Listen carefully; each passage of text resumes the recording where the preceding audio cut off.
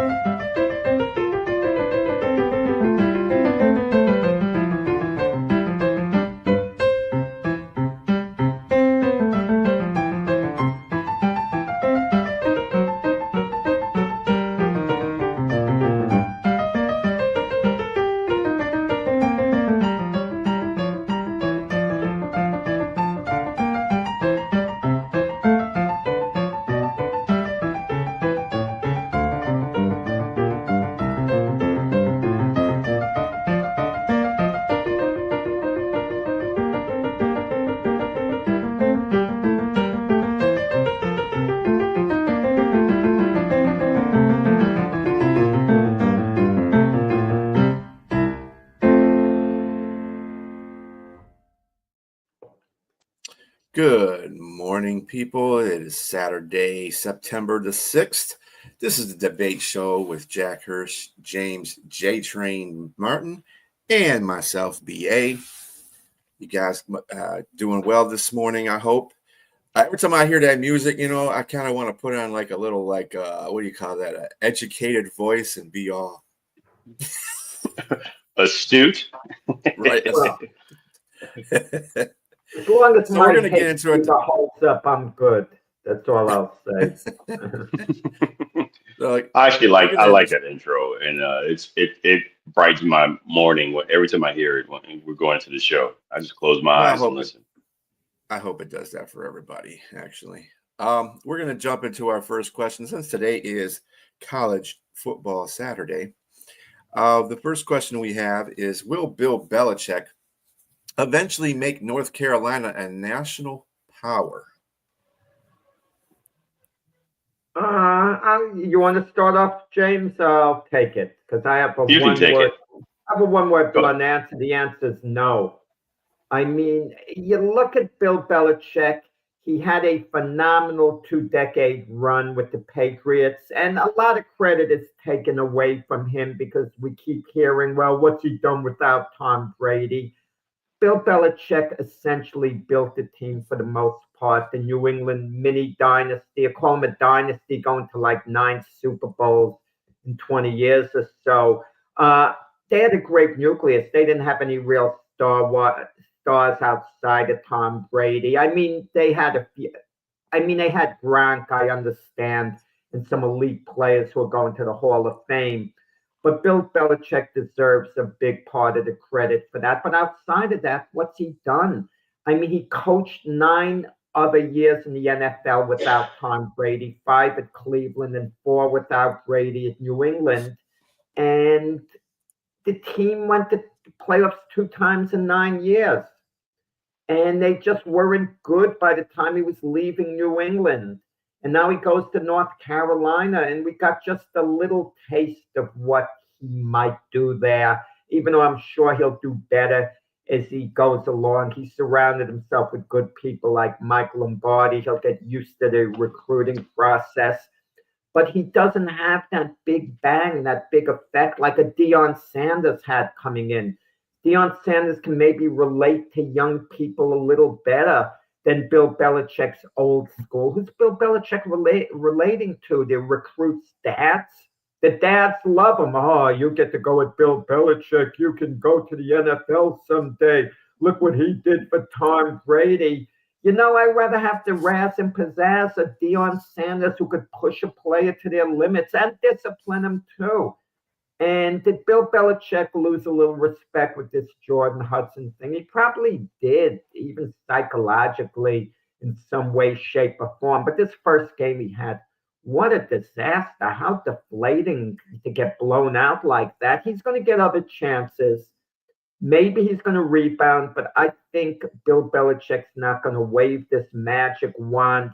And I don't think he's going to be any more equipped or even as equipped to handle the college, football scene than the college coaches you have there now who are overly successful. So no, they're not going to be a national power. Obviously, they can't get any worse than what they won the first game. They're going to improve. maybe he'll have some decent teams, perhaps, if he hangs around long. And I don't even think he's going to coach that long in college at his age. And so, we'll see. But my answer would be no. Well, that was a tough question. I looked at this and I had to do some research on North Carolina because it's not just about the coach that's coming in to change things and do things. I mean, you have to look at the region, you have to look at the school, you have to look at recruiting, you have to look at everything, the history. North Carolina has never really been a big powerhouse ever. And I mean, they've had some really good seasons here and there. I mean, you can look back in when Lawrence Taylor played in 80, 81, somewhere around there. They had an 11-1 season. Uh, they had a couple of 11-1 seasons or 10-2 seasons under Mac Brown in the 90s. And most recently in 2015, they had a 10-2 or 11-1 season. Oh, 11-3. They were 8-0 in their conference. Excuse me. So there's some success there. Can Bill Belichick bring it in there? I think he can. I just think that the pedigree that he had in regards to being a winning coach in New England in the NFL, sometimes it translates, sometimes it doesn't, but I think he can bring it there. I just think, and you can't judge him, man. I heard you mention that outside of winning with Tom Brady there, yeah, he had 9 other seasons that he didn't do much or he didn't win. Uh, the teams weren't that great either. The players weren't that great. I mean, you're not going to fault Phil Jackson for being a cherry picker, right? Every team that he had great players on the team. Every time he went there and he orchestrated wins with the personnel there. So right now, I mean, when you look at Mac Jones and some of the other players that were there after Tom Brady left, there wasn't much there. I mean, in regards to personnel, because you can look back when they won their championship, they had some great personnel. You might say Tom Brady was the guy, but no, they did have Hall of Famers. Rodney Harrison, who will be a Hall of Famer. You had the defensive end, I can't think, and Ty Law, Richard Seymour. Richard Seymour, yes. Ty Law. You had Teddy Bruschi. I mean, a lot of these guys were legit players. And then even in one of their championships when they won in 03-04, they got a running back free agent from Cincinnati. And I forgot the guy's name. I can't think Corey of it. Dillon. Corey Dillon, yes. They had talent. They had talent there. So you got to have talent to win. I don't care. Randy Moss, even though they didn't win the championship, but Randy Moss they went 18-0, excuse me, until they lost in the Super Bowl. So the talent has to be there. And so recruiting is going to be a big issue here, or it's going to be the big question mark. It's not going to be a big issue. It's going to be a big question mark. Can he go in the living room and convince some kids to come to North Carolina, where it's not exceptionally fun, probably, to go play for an older guy who I can't really relate to in North Carolina, where it's a basketball town? Of course, I still think he can. I mean, you put 5 rings on one hand and go in there and show you, look, I had success and I play with a great quarterback. He's going to have to recruit a quarterback, get some quarterbacks to come in there and play. And obviously running back, I mean, they had a great running back there just last season, Omarion Hampton, who played well last night. I just think that it's a matter of getting recruiting done. I think he can do it. I think it's possible. I think North Carolina can become a power. And I don't see a lot of great teams in the ACC that makes me think that he can't go in and compete with them. I mean, it's maybe 1 or 2. I mean, Miami and Clemson look like they can be up there, and potentially Florida State, but there's not much else there. So he has an opportunity to go in there and try to compete and make them a power again. So it's just a matter of winning your conference. James, top 10 I'm talking about. Are we going to see ever a top 10 number next to North Carolina's name with him? I think it possibly can. Yes, but you got to win your conference to do so in order to get there. And I think they can win the conference if you get the right personnel in there, you get the right players in there. One more thing. The key thing is, do they have NIL there in that area to be sufficient enough to add players to come in there and be there. So that would be a good question there as well. I'm not sure. But I do think they can get in the top 10. It's just it's going to take time. You mentioned a point. North Carolina's never been a power, so give him a pass. Well, that's why he got the job. If there was a vacancy for the Ohio State coaching job, they weren't going to hire Bill Belichick. LSU wasn't going to hire him. Clemson wasn't going to hire him if they had vacancies. But a team like North Carolina can take a Hail Mary on a Bill Belichick. They have everything to gain. Also, his paranoia at North Carolina. One of his selling points was, I can get you to the NFL. I can make you NFL ready. That's one of his his strongest recruiting pitch. So what does he do? He bans the New England Patriots scouts from observing the players who they might conceivably be drafting. So the paranoia is coming to the college level. He's going to give his 3 or 4 word answers to questions. The personality is going to have to pick up. And after this first game, it was like, wow. One thing I will say is that he needs to make sure he doesn't have any distractions to the team. And the girlfriend situation seems to be a bit of a distraction. I don't have a problem with him isolating the scouts or anybody from coming in at the moment. I think I want to make sure I get my stuff done privately. Make sure. I mean, the Formula One in New England when they were private regarding their stuff. So I don't think there's I don't have an issue with the scouts right now because I mean, again, they lost 48-14, so they got to get back to the drawing board and figure out what to do because that was an embarrassing game. So I just think, but again, this is the beginning, and he's coming in to put his stamp on the situation, and I think again he has the pedigree to be able to do that, and he has the skins on the wall to be able to do that. So my thing is, yes, there'll be a power. I think there'll be a power at some point. Not this year.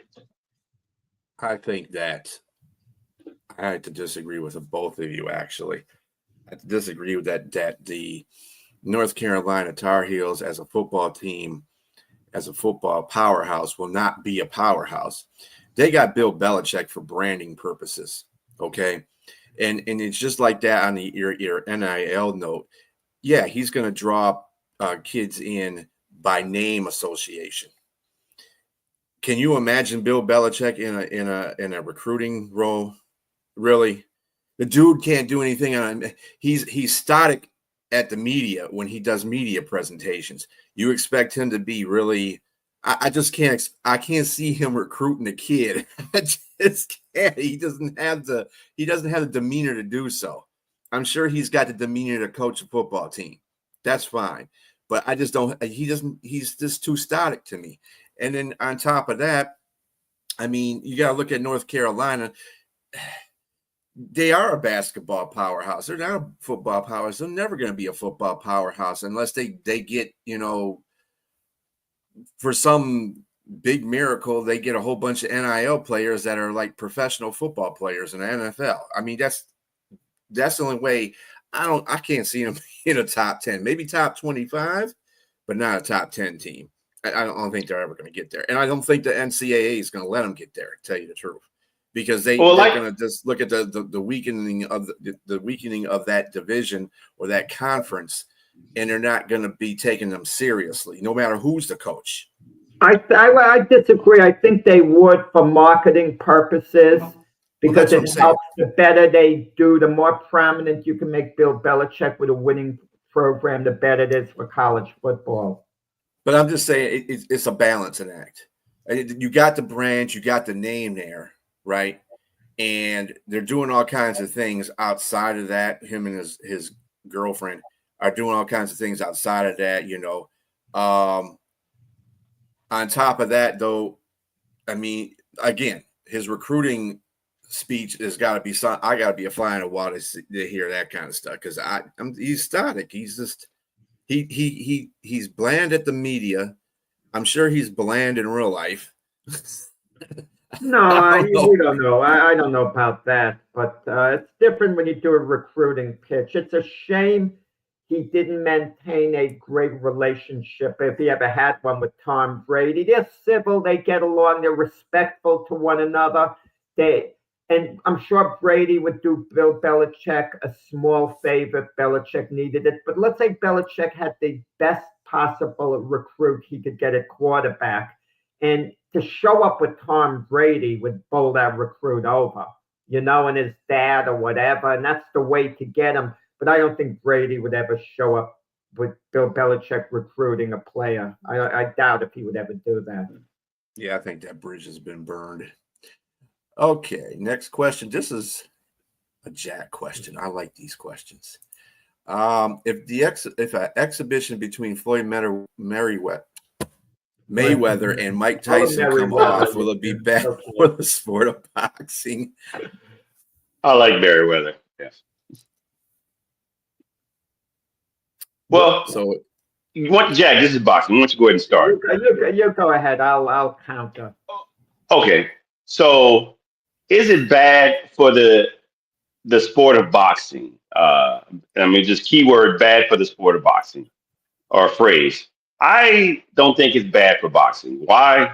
Because boxing has already been bad for the past decade or so. I just think that bad was all long ago. You got to look at why is boxing bad? Because I think you don't have a lot of talent in the heavyweight division anymore. I could be wrong, Jack. This is just from my observation from the late, looking at what I see. I just think that boxing looks like it's not good anymore. I remember watching boxing, you watching the big heavyweights, and everyone wanted to go see a heavyweight champion. You watch middleweight, you watch welterweight, you watch cruiserweight, you watch all these different lightweight. It's great. Those are great. I mean, because it looks awesome in boxing, but it's something about seeing two big guys in there, like like Tip would say, two big beefy guys. Yes, that is hilarious. But my thing with that is that these boxers, man. I mean, you look at let's go. I'll just go to the '90s. Riddick Bowe, even George Foreman when he came back. It was just awesome to see guys, just somebody get in there. Lennox Lewis, Shannon Briggs, people like that. Get in and knock somebody out, man. So you don't see a lot of that anymore as actual talent. You see guys in there, and I remember the first time I heard this guy that was a boxing enthusiast, and he used the word bums. And I was like, why do they call people bums? But I see now, it looks like there are a lot of bums in boxing, man. And just the talent is not there. And so my question is, why is the talent not there? And you look at things like people, the corruption in boxing, the money. Why do I want to get my head knocked in and I'm not getting the money that I'm supposed to be getting? And I can go play sports like basketball or football and actually know I'm going to get paid. And even though football is probably just as dangerous as basketball, as boxing, I'm just thinking like there's more of an opportunity to make it more so in NFL or basketball than you would if you're somebody that's talented than it is to get to the top in boxing. And so I just think that a lot of the real talent that used to be in boxing just went away and played somewhere else. And so that's where the competition began to degrade. And so now you're to the point that you see in these sideshows, such as Floyd Mayweather versus Mike Tyson or Mike Tyson versus Jake Paul and these different things. And it sells because people want to see fighting. They do want to see fighting, but they want to see actual real good competition. They don't want to see the bums anymore. They don't want to see all this stuff. They want to see what's missing from boxing is that's the real competition that way back in the day in the 70s, 80s, and 90s. And you just don't see that anymore. And that's just my opinion. I just don't think it's bad for the sport of boxing right now because I think boxing was already bad in itself. I remember you mentioned the 1970s. I remember, being in the boxing gyms and hearing these old timers come in and talking about the guys from the past, the 30s and 40s, saying these were men, these were fighters, not like the bums you have around today. Now, those bums that they're describing are legends to you. Those are the great fighters. You're like talking the way they are, like, oh, these were guys in the past, And we're going to hear the same thing, someone's going to talk decades from now about the fighters of this era. Oh, these were real fighters in this time. I'm going to call a quick little audible on this, but in a moment. But I'm just want to comment. But the answer is no. It's not bad for boxing. Boxing is so messed up, and we accept it. It's like a dysfunctional family that we don't know is dysfunctional. Case in point, all the different weight divisions. We keep talking about three-time champion, four-time champions. Well, you have new weight divisions are created. For example, the flyweight division is 112 pounds. The super flyweight division is 115 pounds. 3 pound weight difference. Who gives a darn? So you're clogging everything up. It's completely diluted. These guys are like, I laugh at them a little when they talk about the term undisputed, a four-time champion, I'm this, I'm that. I mean, it's laughable for those of us who, know better. It's so diluted. You know what it would be like? It would be like expanding the NFL rosters and just instead of 32 teams, all of a sudden we have 260 teams and we have like 5 champions or something, or 7 champions, and we give them credit. Boxing is a gutter sport the way it's conducted. I'm heavily involved with it, still as a writer and so on. But good fights are great. But the way the sport's administered, you got to kind of put it in perspective. I want to mention something I didn't tell you guys beforehand. With boxing, it's worth a mention. And maybe we could call a quick audible and have a short debate on it, whether it should be done or not. I'm sorry, I didn't think of it till this second. Otherwise, I would have mentioned it. In 1988, Roy Jones was robbed of a gold medal in South Korea against the South Korea fighter named Park Si-hun. Okay, in that fight, Jones won by a mile. The decision was so bad, I threw in the towel with amateur boxing, with the Olympics. I didn't want to know from it after that. I'd watched some of it, but I never took it seriously. The Olympic Committee was so embarrassed by the result that 2 things happened. They awarded Jones another medal for sportsmanship, like the highest order medal or whatever you call it. And Jones was also voted the outstanding boxer. He was given the Val Baker Award, the outstanding boxer of the Olympic Games. And he didn't win a gold medal. So how on earth he voted the outstanding boxer winning a silver medal?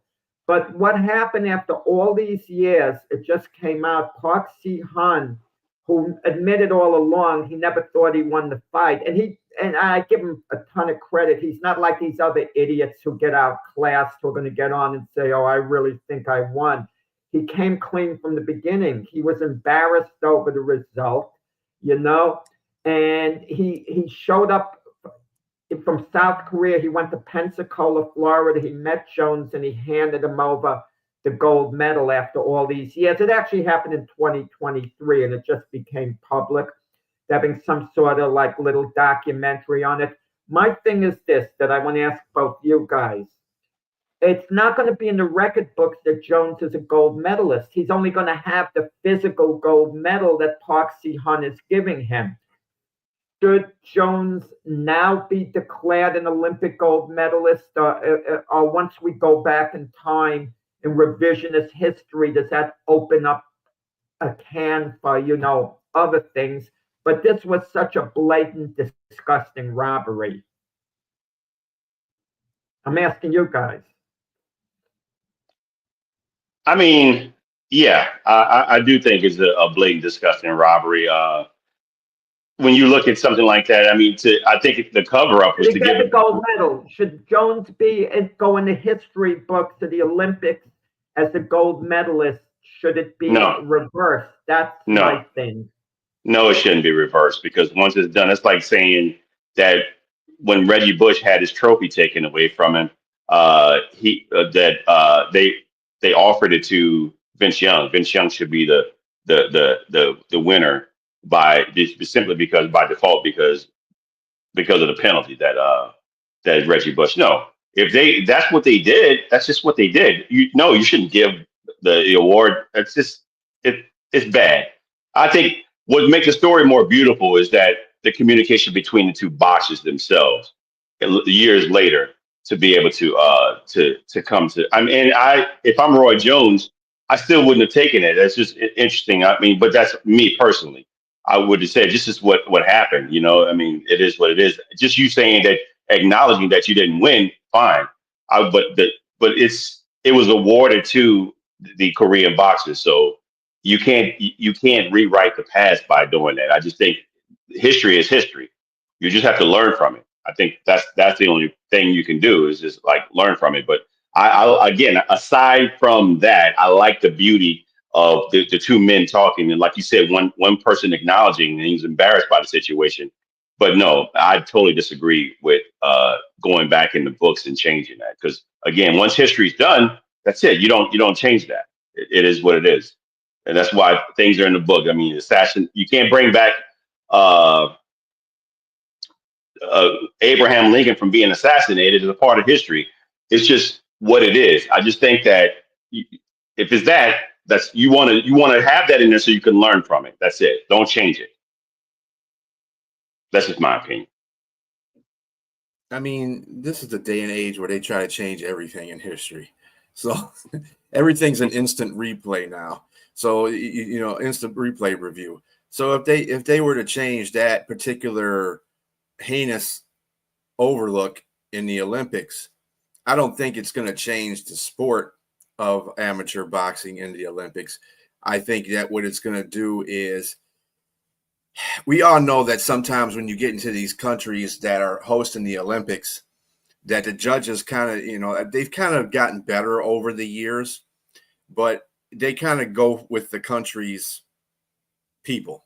So if anything's close, or they may have an advantage to call a game or a boxing match or anything like that in favor of the hosting country's people, they're going to do that.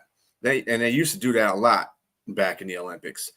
Certain people just didn't deserve to be the gold medalist. I saw that in skating. A lot of skating medals have gone the wrong way. So I mean, they want to change it. It's fine. I mean, for the Korean boxer to come over there and give him the medal, the gold medal, and that's a good gesture.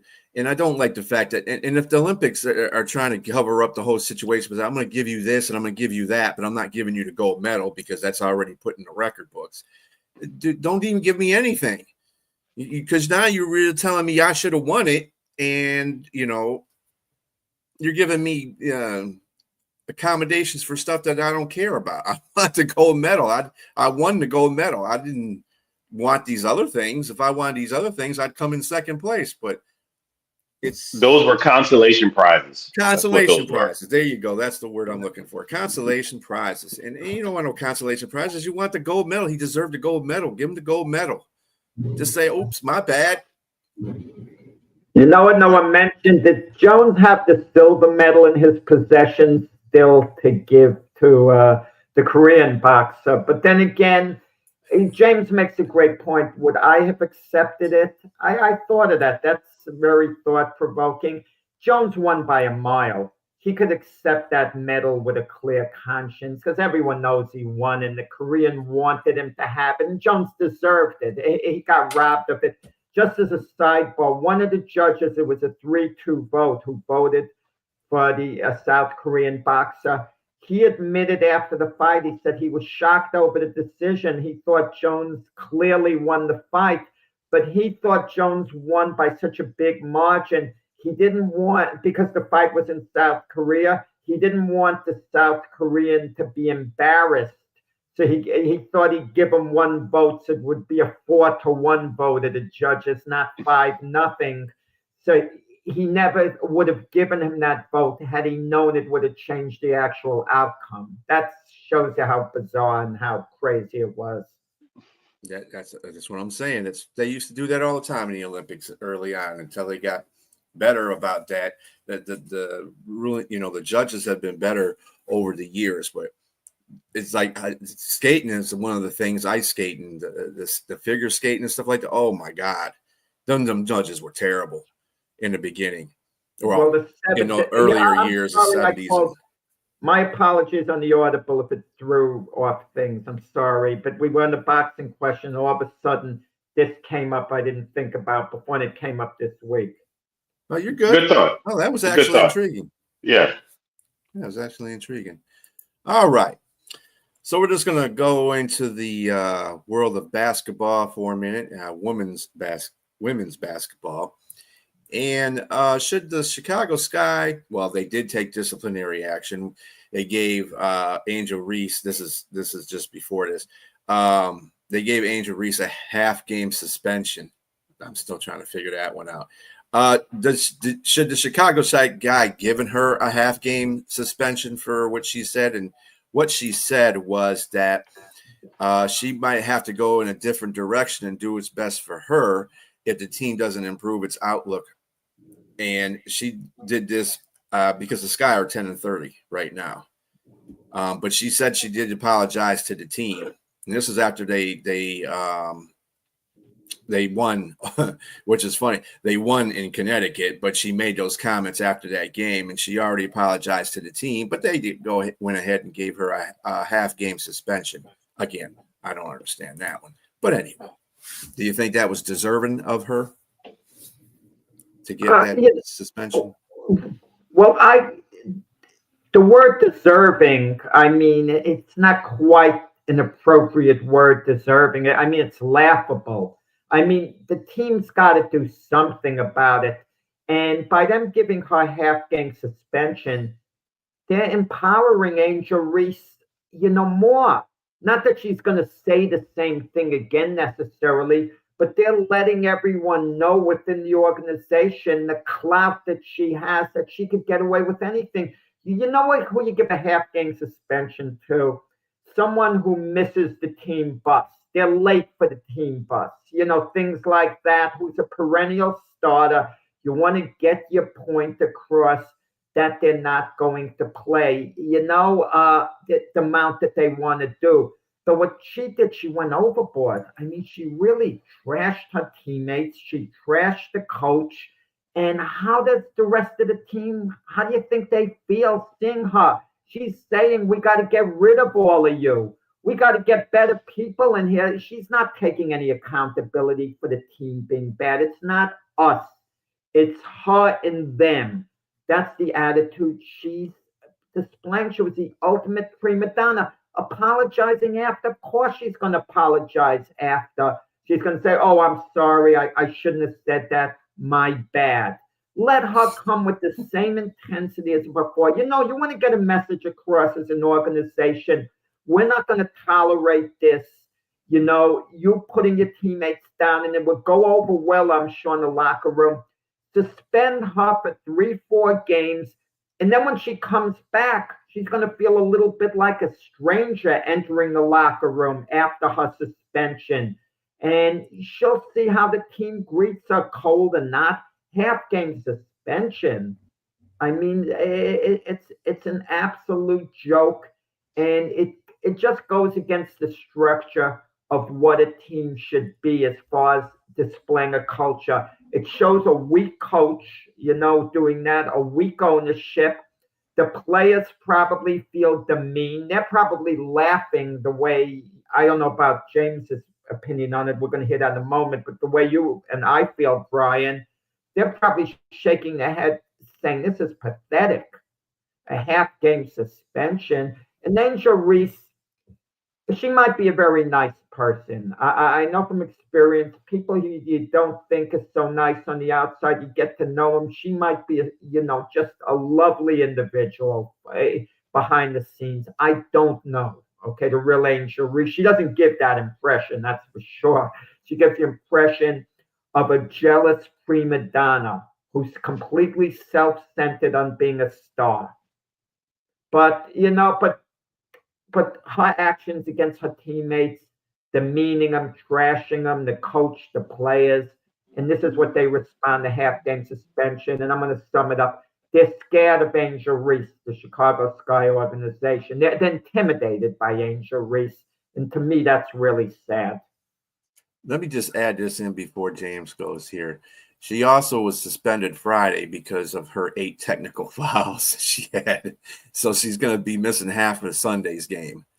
Just to put some view into it. Yeah, she might be a bit of a Draymond Green here. Look, let me say this. I think that Angel Reese coming out to the media, rolling her teammates, particularly Courtney Vanderhoot, under the bus, wasn't right. It wasn't right doing it in front of the media. It wasn't right lambasting her teammates in front of the media and their lack of success. Was it wrong? No, I disagree. I mean, everything she was saying was correct, was spot on. You're just supposed to say that internally. You don't say that in the media. I mean, you say it. That's probably why they only gave her half a game, because they probably agree with her and they're probably promising her that they're going to try to fix things. Because ultimately, she's the star of the team. This girl's averaging 12.6 rebounds a game, number one in the WNBA. 14.7, and she's got 23 double doubles, number one in the NBA. She's trying to win. She's got competitive spirit. If she's a jealous prima donna, maybe. I don't know. I can't say that.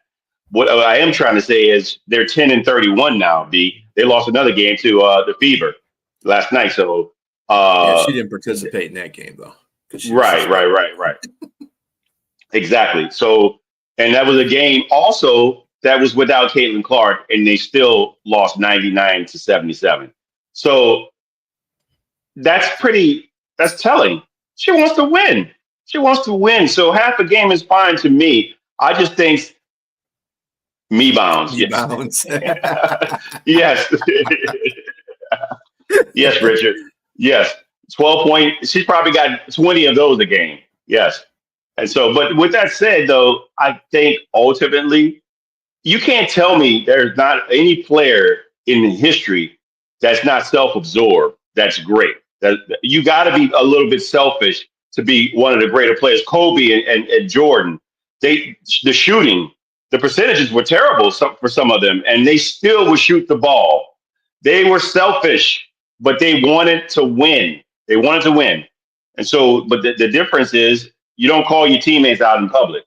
You go in front of their face and tell them, look, we need to do better.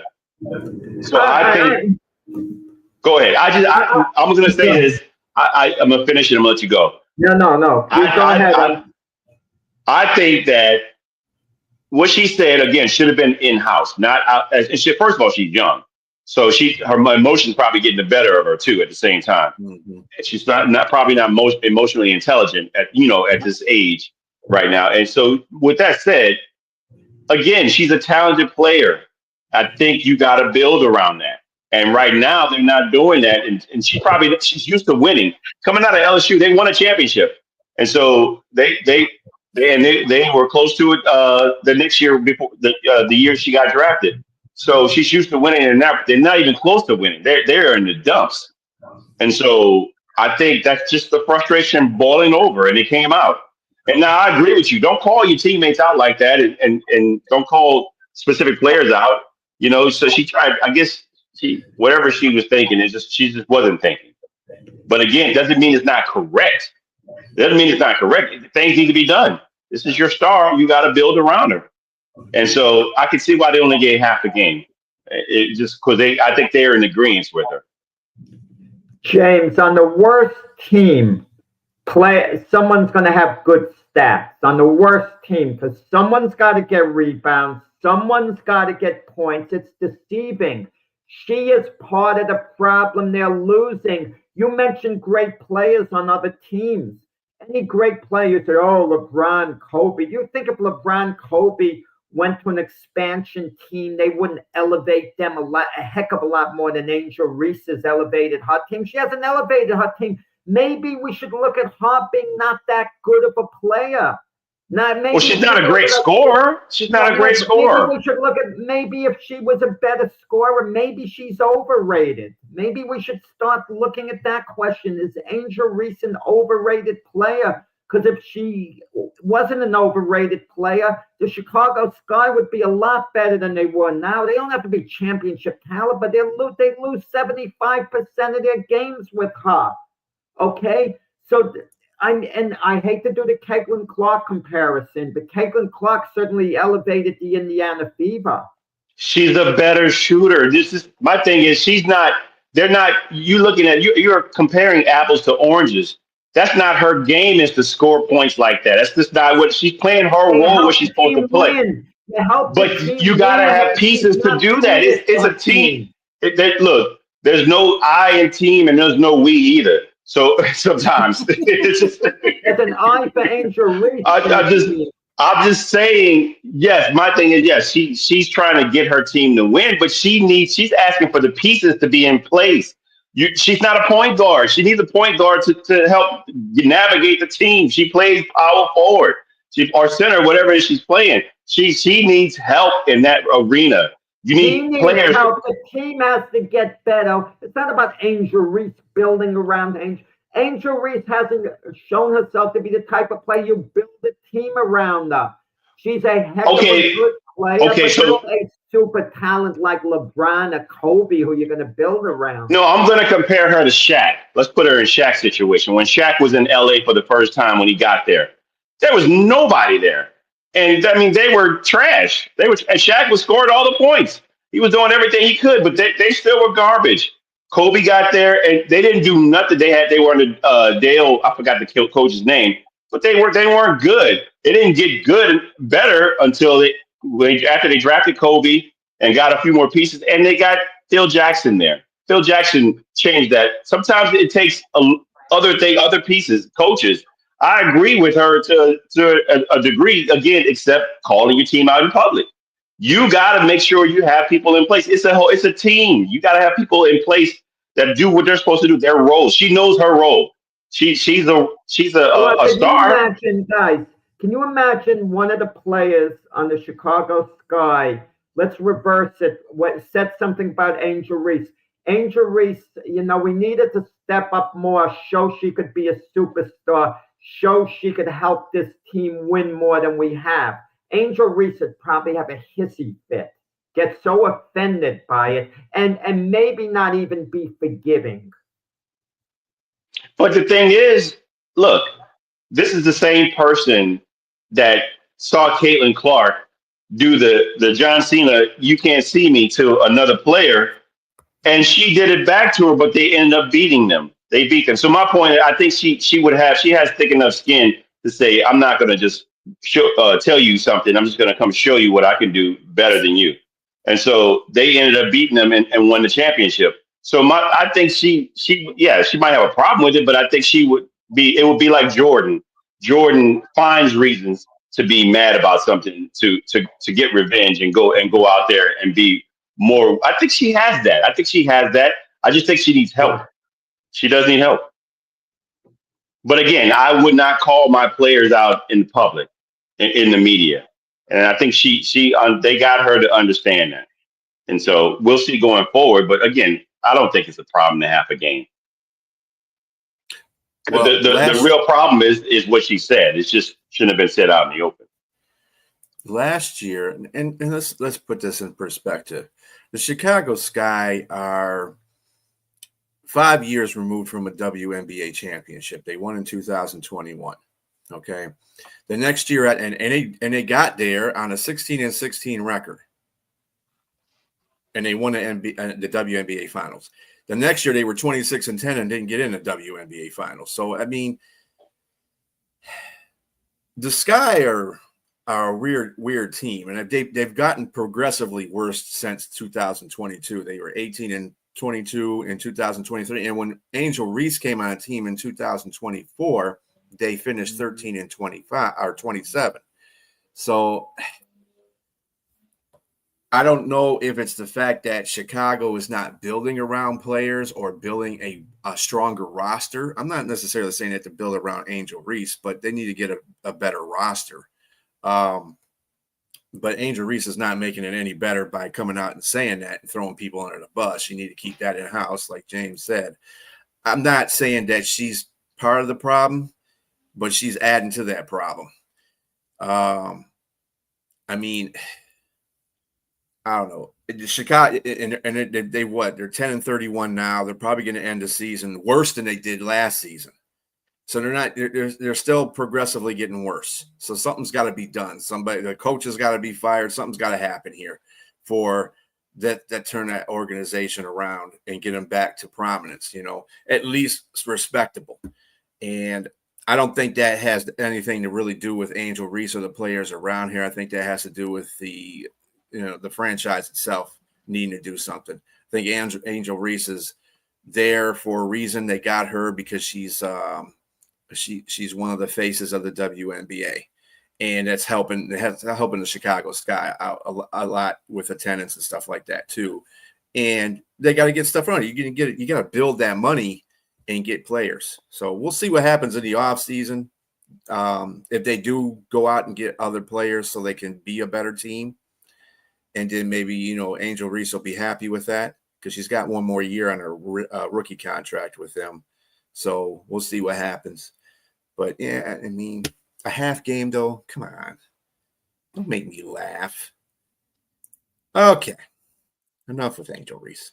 All right. So let's get into some professional football. Which team is under more pressure to win tomorrow night's matchup between the Bills and the Ravens? Gentlemen. You got it. Between James and myself, Brian, we always have a tug of war who's going to go. Maybe you should assign one of us, say James, Jack, going forward. Okay, well, then I'm going to go with James because he was over there rubbing his hands. It's like a coin toss. One of us wants to defer, in a way. I guess I'll go first, okay? But from now on, just pick any one of us. I don't care if it's me or him. Doesn't matter to me. Just resolve it. Go ahead, Jack. I know what James is going to say. We're going to hear the usual nonsense about making a statement, that this is a statement game. That's probably in James's notes, statement game. Yeah, obviously that's the marquee term that's going to be used, but it's a lot more than that. We expect both teams to be there at the end of the year. A good chance having the best record in the AFC. In other words, this could determine who gets a bye, who wins tomorrow night's game, because there's a reasonable chance both teams are going to have the same record at the end of the year. And if that's the case, the winner of tomorrow night's game is the one that's going to get the bye.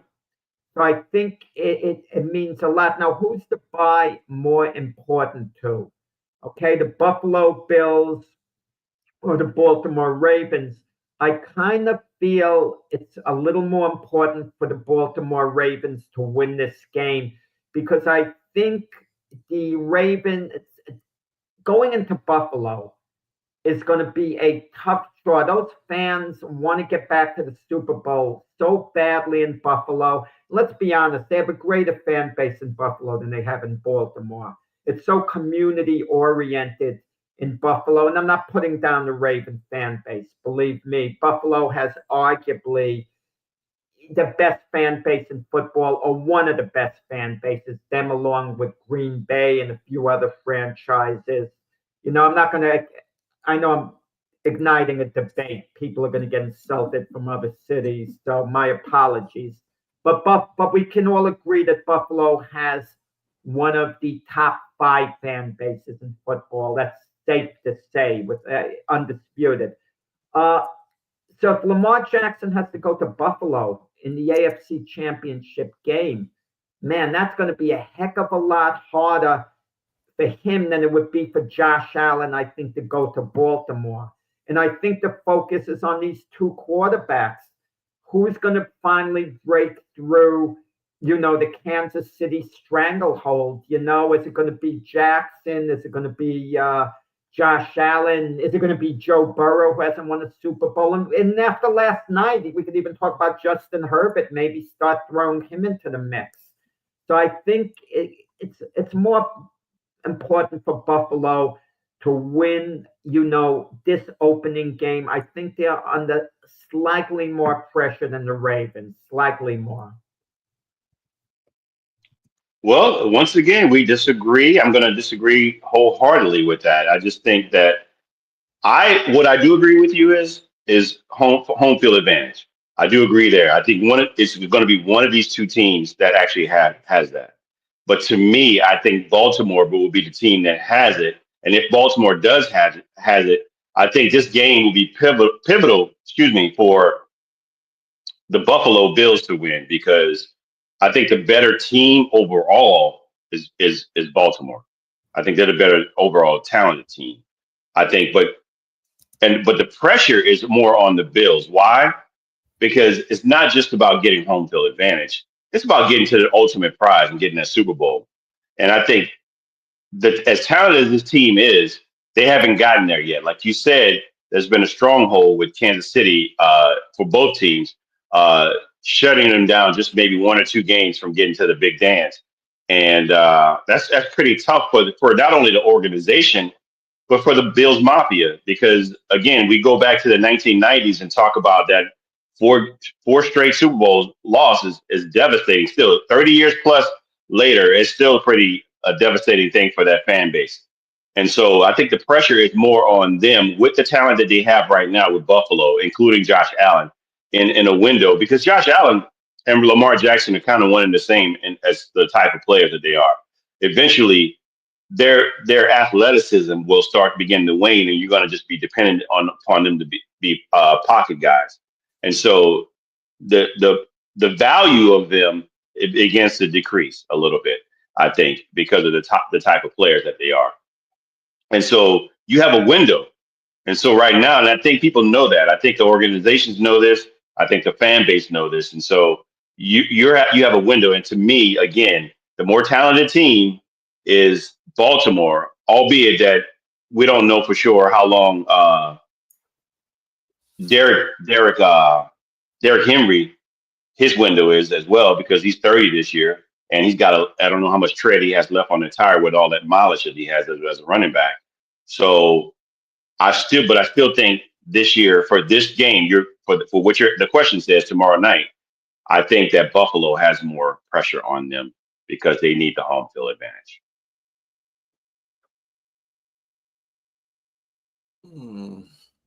This is a hard question. It is. This is a very good question because really, if you got to look at it, what did Lamar Jackson say when he was a rookie on Baltimore? You say he's going to win a championship in 5 years. It's year number 7. Who do you think the pressure's under? He's been to a couple of he's been to one AFC champ. Well, they've only won 3 playoff games since he's joined, and they've been in plenty of playoff games. They have no problem getting there. Finishing is the problem.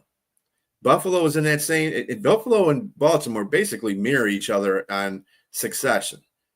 Buffalo's a little bit better in succeeding in the playoffs, but they still haven't won a Super Bowl. They haven't been in a Super Bowl, and neither has Baltimore. That's what it comes down to.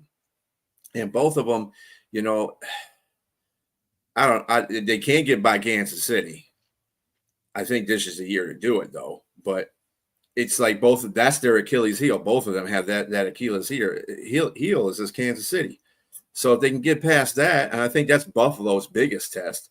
I don't think it's the point of them being able to beat the Ravens because they have that they've done it. They did it last year, even though during the regular season the Ravens destroyed them in a regular season. But when it came to the playoffs, the Bills, managed to go over that hill, but they can't beat Kansas City. I think the Bills have more of a problem. Their pressure to win is more about Kansas City than it is about the Ravens, to tell you the truth. I think those are just two ships that passed each other in the night. But Baltimore, being on Lamar Jackson, and he wants to win, and he guaranteed 5 years to win a Super Bowl, and it's year 7 now. It's kind of getting on him now because they built teams around him. There's no excuse for them to lose. it's either a drop pass here or an untimely turnover in certain situations. I just don't know what that team has to do to get over the hump, because all those teams that have been in the playoffs have been talented teams and better teams than the teams they're playing. So I don't know. I would say that the pressure between the Bills and the Ravens, I would say the Ravens have more pressure on them. I don't think the Bills have as much. But, like I said, Lamar is under the gun here. He is the most prolific quarterback in the NFL. He does things that no other quarterbacks do, just like Josh Allen, and more so than Josh Allen. So he puts the team on his back. So if he's doing that and nobody else is, the Ravens got a lot of pressure on him right now to win that game, even though it's not going to mean nothing to stay. I mean, the home field advantage will mean something to either one of those teams, but I think the Ravens just need to win, and then get that mentality set in. So when they get in the playoffs, it'll be there, and they can beat the Bills and they can beat Kansas City and get to the Super Bowl, because it's overdue for them, for real, really overdue. For who? For the Ravens. Oh no, it's overdue for the Bills. They never won one. I mean, that's just they've been before. Yes, but Lions haven't been for one. There you go. See, I'm looking at it from the glass half empty version. But the Ravens won one. The Ravens won one recently. Oh my God. It's like the Bills. The Ravens won two Super Bowls though, Brian. I mean, in the millennium. I mean, the Bills haven't even been to one. I mean, since '94 or whatever year that was.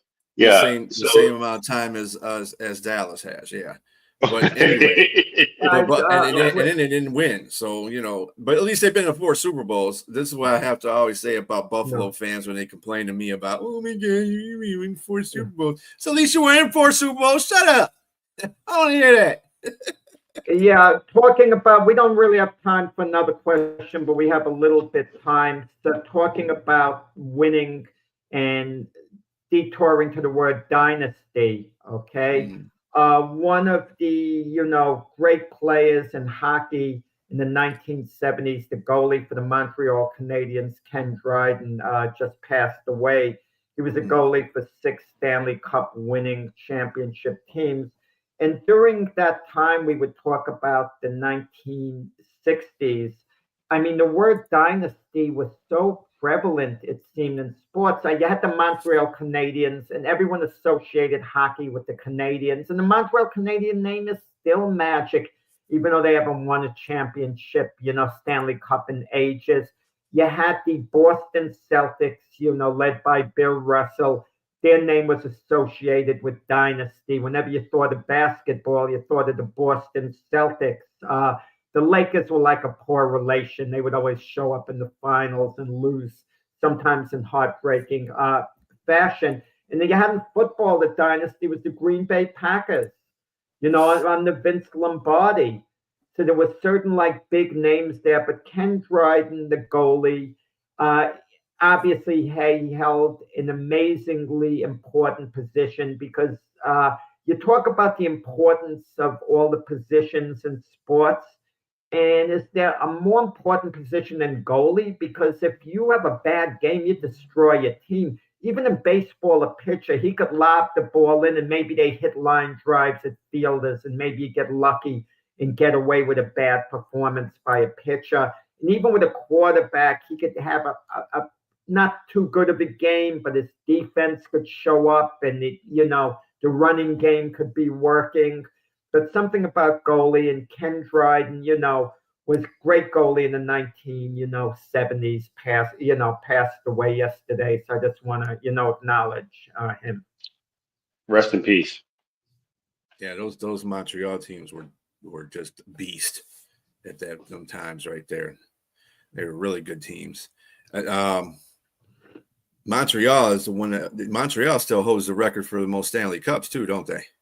Wow, and it was done so long ago. I remember they had their great center, Jean Bellevue. I would play hockey as a kid. I would get his jersey and run around with the stick on my, Yeah.